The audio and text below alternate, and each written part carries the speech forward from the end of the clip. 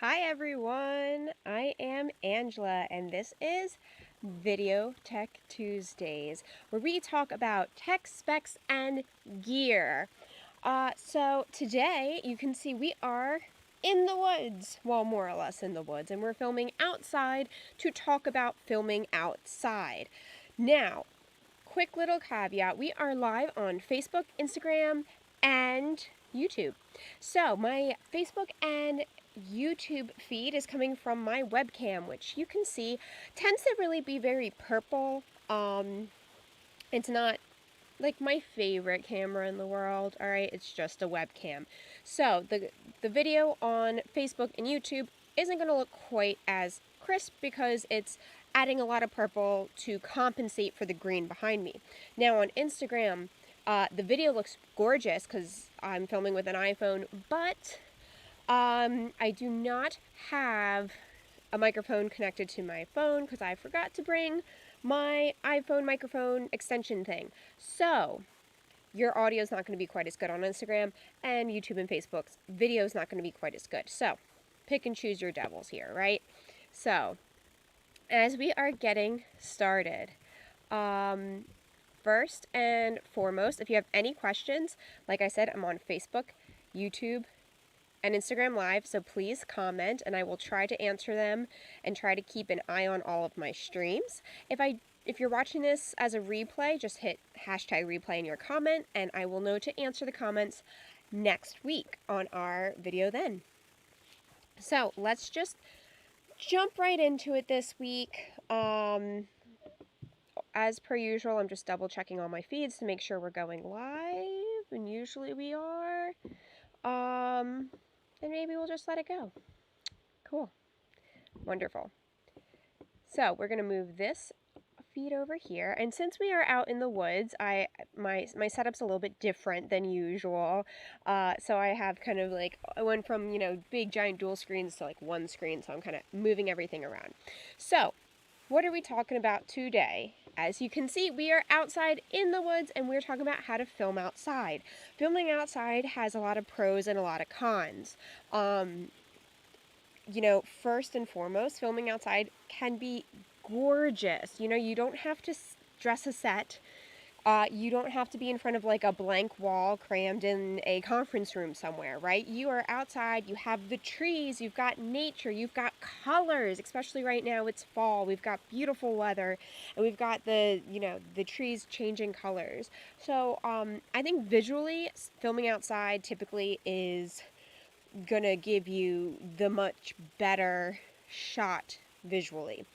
However, there are a lot of like kind of tricky things about filming outside, and the biggest one is audio. It's harder to get clean audio outside because there's a lot more things going on, a lot more interference. So, that being said, we're going to kind of talk about some tips on how to film outside, when to film outside, where to film outside. So, we're going to start with when. The biggest thing is that you want to avoid really harsh light, and that harsh light's coming around noontime, of course. So I say avoid filming outside between 11 a.m. to 3 p.m. if you can. That's just when the sun's going to be really high in the sky. It's going to have really sharp, shadows, or you're going to get those shadows under your eyes because the sun's directly above you. It just doesn't look very pretty. When should you film outside is on a cloudy or overcast day. That is the absolute best. I've gone to a lot of outdoor shoots and had, my clients say, "Oh man, today it's cloudy. Should we reschedule?" And I go, "No! Cloudy is the absolute best time to film. It gives everything, it's that natural diffusion, and it just lets the light just kind of like sprinkle over you instead of like a harsh ray of light. It gives everything that just like really soft glow, and so I know that's hard to plan for, but plan for a cloudy day to film outside. The other time that is the most beautiful time to film is the golden hour. Everyone always talks about this. So it's the hour after sunrise, or if that's way too early for you, like it is for me, the hour before sunset. The sun is low in the sky. You're getting really beautiful colors in the sky, and then also like the sun's not too harsh.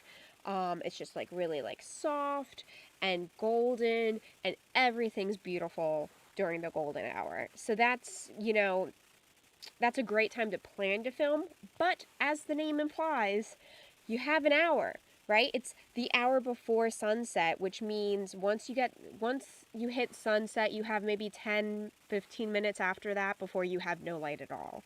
So, it's a very tight window for you to film and get everything done. So, if you're looking to do a corporate video and you want to film a half-hour interview, filming it at golden hour is going to be really difficult to like cram it all in there together. You want to start way ahead of time, make sure all of your video audio gear is set up and ready to go so you can hit record at directly that first hour and you've got the whole time to work. So the next thing that kind of leads into why we picked those times to film is mostly because of the lighting, right? So the nice thing about filming outside is typically you don't need to set up lights, which is like, whoa, really exciting, especially for if you're an amateur, if you just don't have a lot of gear yet, if you're starting out. Filming outside is really nice because you can get beautiful lighting without using any gear. However, there's some tricks to it. Again, you want to do cloudy days so that you don't get harsh lights.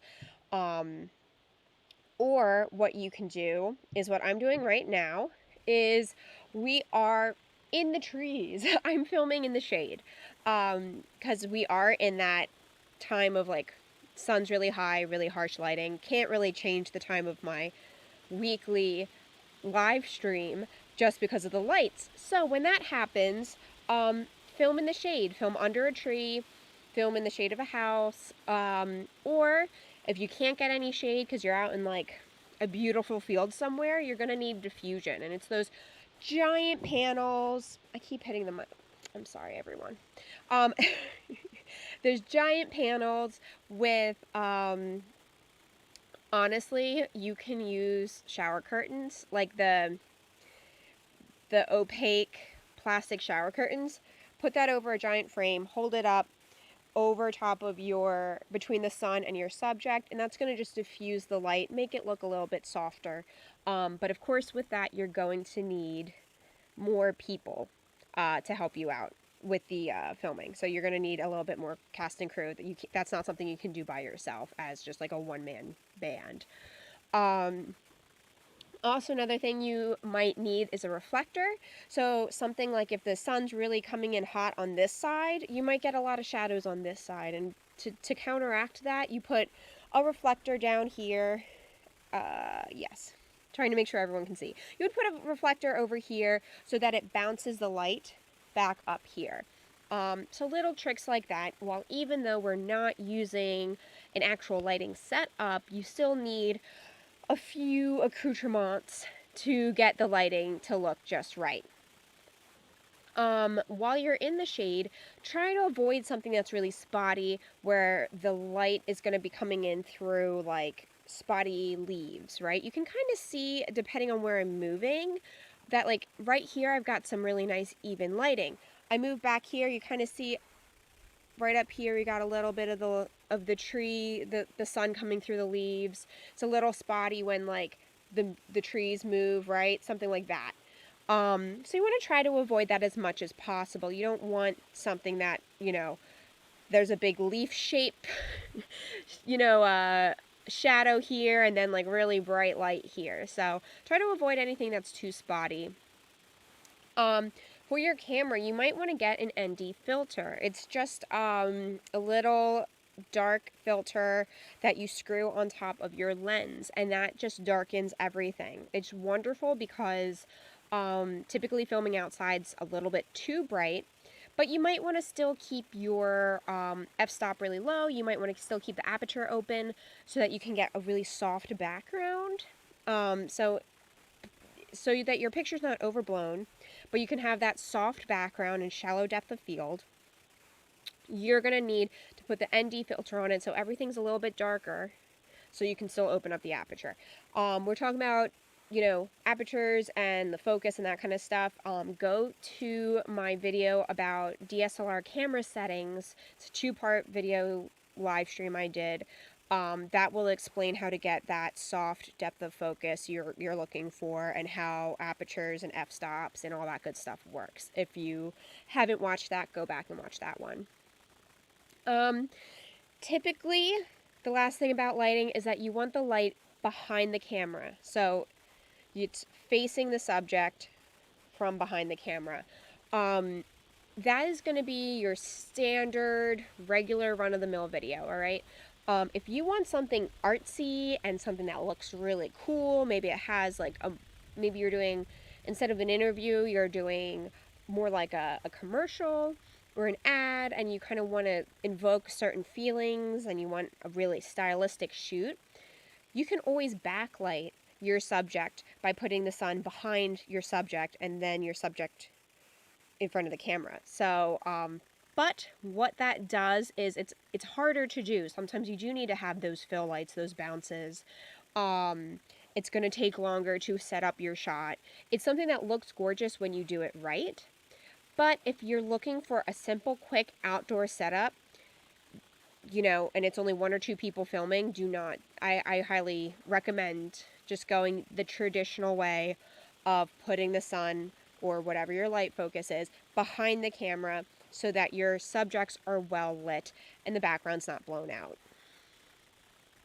Next, we have audio, and this is probably the biggest thing about filming outside, is that it's much harder to control the audio you have. So, you absolutely need to use a microphone, and that's why I'm sorry for everyone on Instagram right now that my microphone for my phone wasn't working, so I couldn't hook one up to me. But for my other YouTube and Facebook stream, I do have my microphone hooked into my camera, into the computer. And as you can see, what's really important is if you are using a shotgun mic outside, we need that windscreen. The windscreen's absolutely important. Don't mind the noise real quick. This is it without the windscreen. And you get like that like rustling, and you don't just hear the wind, you feel the wind against the microphone. So put that windscreen on there. Usually you can get the really big cat ones that are like all fuzz. If you're doing something kind of farther away with a bigger, where like the shotgun mic's farther from your subject, you're going to want a bigger windscreen. I'm going to put this back down. Now, if you're using a lav mic, which is what I would have been using for my Instagram feed right now if it was working, what I do when I'm outside, I actually put it underneath of their shirt or under their jacket to create that like extra barrier between the outside wind and everything going on. As a reminder, your voice comes from your chest, not your mouth. So putting it, like burying it a little bit so that it's like closer to their chest and away from the wind, actually sounds really, really nice. Or if you don't do that, make sure your lav mic does have a windscreen on it. And of course, you have to be constantly monitoring your audio while you film outside. Put on headphones and be listening to the feed you have. Things like airplanes and helicopters mess up your audio. Dog barking, traffic, specifically garbage trucks, you know, or any big buses that are going to do the beep, beep when they back up. Construction. You know, I've shown up to film on location, and it's a gorgeous location. Everything looks great. And there's construction happening half a block away, and all we hear are like the music the construction people are playing and like them screaming at each other, and it's not good. So make sure these are just some of the outdoor problems we have that we don't have indoor when we're filming. And lastly, we're going to be talking about, so where do we film outside? You want to pick somewhere secluded because you don't want a ton of people walking in and out of the shot. Having that shallow depth of focus really helps with that, because if someone's walking around the background, it's hard to see. They're going to be less distracting if it's very fuzzy. So that's another reason we want to have that softer depth of focus while we're outside filming. Utilize the fact that you're outside and pick a gorgeous background, all right? So I picked one with leaves and trees, and it's really pretty. On the other side, behind the camera, is a brown wall of a house. So, like, I did not film in front of the brown wall of a house because I'm outside and I want to take, take advantage of this gorgeousness we have outside, all right? So pick a pretty place that has good colors and just invokes everything you want to invoke for being outside. Of course, definitely be aware of your lighting and your audio. Don't pick somewhere that's gonna, be in the middle of, you want to film in the middle of a college campus, that's fine. You just have to remember, like, hey, there's going to be a lot of people in my shot. There's going to be a lot of noise in my shot. Things like that, Be aware of your lighting. Like, do I have shade to film in, or am I going to be on, like, a sidewalk in the middle of the sun with the sidewalk coming, like, the sun reflecting off the sidewalk, and everything's going to be a little overblown. So things to think about when you're finding places to film outside. And per usual, just go with it. Like, have a really wonderful time filming. Just always give yourself more time than you think you need. I always have this idea at first of like, oh, I don't have to schedule in lighting setup so I can film outside more quickly than I could inside. And it never is the case, because you get to the location and the audio's wrong, or the lighting's wrong, or you have to adjust something. So just when you're filming outside, just be aware that it's not going to be a simple, turn on the camera and hit record, because we all know it never works that way when we're trying to record something. So that is everything I think I wanted to go over about my quick how to film outside tutorial. So if you have an idea about making a video, go to bit.ly/AWV checklist. It's right there, or on Instagram, it's in my bio in my link tree. Go to the website. It's a free download of a checklist for branded videos. It's going to give you everything you need to know in pre-production about planning the content, planning how many cameras you need, how many people are going to be in the video, who's going to be in the video. It's really like absolutely everything you need to know before you start your video project. Absolutely free. Download it. bit.ly/AWV checklist. Now, you go through, you download that free checklist, you start planning your video, and you realize, wait, maybe this isn't something I can do by myself. Maybe I want to pull in an extra videographer. Maybe I need help with this. Go to bit.ly/CallAWV. Again, it's in my link tree in my bio for Instagram. Otherwise, you can see it on the screen in Facebook and YouTube. Go there. Schedule a free call with me. It's absolutely free. We'll talk for, 20 minutes, half hour. You tell me what you're thinking about for a video. I'll tell you what it needs, and we'll see if maybe you do need to hire a professional, how much that could cost, or if it's something you can do by yourself. But please, always keep me in the loop. Let me know. I'm here to answer your questions. So, comment on here, send me a DM, let me know what are your video questions, what do you need answered about any part of it, and I would love to talk with everyone. So, until next Tuesday, have a great week, and keep making videos, everyone. Thanks.